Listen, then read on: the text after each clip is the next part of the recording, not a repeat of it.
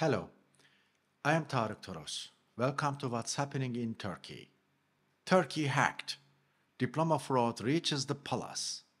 This week, Turkey was rocked by one of the most staggering scandals in its modern history. One that has exposed the total collapse of state data security.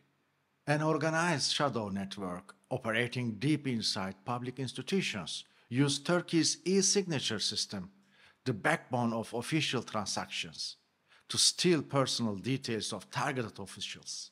With these stolen credentials, they forged every type of state document imaginable, the most explosive being fake university diplomas. The stolen data wasn't limited to schools. It spanned the Ministries of Education and Health, the Tax Authority, universities, the Social Security Institution, land registries, population directorates, transportation toll systems, and even the addresses of intelligence officers. Also taken vehicle ownership records, property deeds, medical histories, prescription details, and exam results.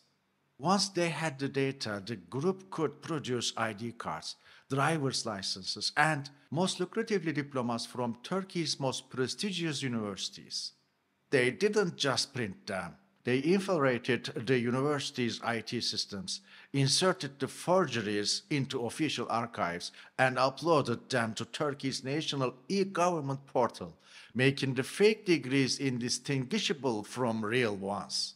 For example, a client would pay for a diploma from a top university.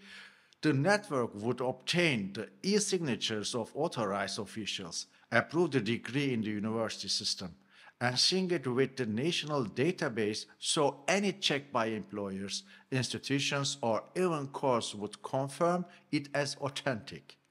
The Interior Ministry says 37 people were arrested in early year raids, but there has been no action against senior officials, including those in the Information and Communication Technologies Authority, BTK, who were supposed to protect these systems. The Turkish Bar Association found the scheme had penetrated 3 universities and 15 law faculties. The network even altered records of 3 lawyers who had died in the February 2023 earthquake, replacing names and the photos to reuse their identities. High-profile political names are now under suspicion.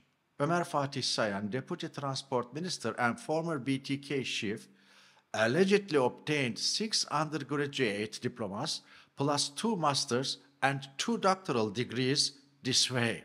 4 of the bachelor's degrees have quietly vanished from his CV. Foreign Minister Hakan Fidan and Deputy Foreign Minister Nuh Yilmaz face allegations from opposition figure Namık Tan that their degrees are questionable. Tan points out that the University of Maryland Global Campus did not offer the degree Fidan claims to have earned in the 1990s. President Recep Tayyip Erdoğan is again facing scrutiny over his own diploma. Under Turkey's constitution, the presidency legally requires a 4-year degree. Multiple versions of Erdoğan's diploma from Marmara University have surfaced over the years, with mismatched fonts, signatures, and dates. CHP Deputy Leader Deniz Yavuz Yılmaz recently declared, "We are close to proving Erdoğan's university diploma is fake."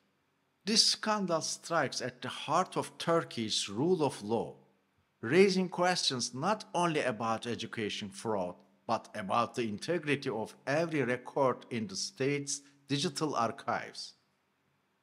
YouTube's most watched journalist silenced. The week's second bombshell came from the crackdown on Fatih Altaylı, one of Turkey's most influential independent journalists. With 1.65 million subscribers and 28 million monthly views, his YouTube channel was the most watched in the country as of July. Altaylı was arrested for allegedly threatening President Erdoğan during a broadcast on 20th of June. A charge he strongly denies, saying his remarks were legitimate political criticism that prosecutors distorted. Despite posing no flight risk and with no evidence to tamper, he was jailed. From prison, his team kept the channel alive. showing his empty chair as colleagues read letters he sent from behind bars. A symbolic act that quickly went viral, but authorities escalated. At the request of the Istanbul Chief Public Prosecutor's Office, a court ordered his channel blocked entirely and all its content removed. For a country already ranking near the bottom in global press freedom indexes, the Altaylı case is another reminder that digital platforms are no longer safe havens for dissent. Official coup narrative collapses in court. The third major event of this Black Week came from the long-running trial over the 15th of July 2016 coup attempt, a night that reshaped Turkey's political landscape and has been used ever since to justify mass purges. For 9 years, the official narrative has been that Akın Öztürk, then Air Force commander and member of the Supreme Military Council, was the number one coup plotter. But this week, for the first time, his full defense reached the public. Öztürk says he learned of the coup while at his daughter's home, confirmed by phone records and CCTV.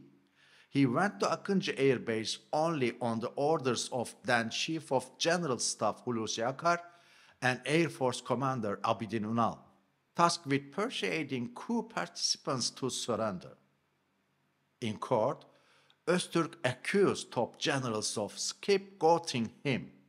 On 15th of July, I followed every single order from Hulusi Akar, yet somehow one of us became the hero of 15th of July and the other became the so-called number one suspect. Would anyone try to stage a coup with just 12 planes and a few helicopters? I'm not that stupid.